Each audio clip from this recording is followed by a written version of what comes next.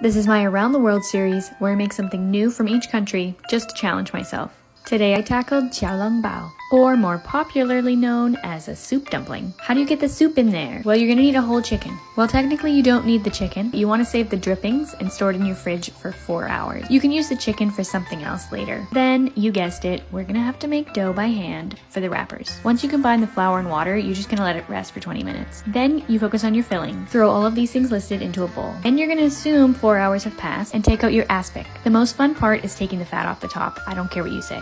Forbidden jello.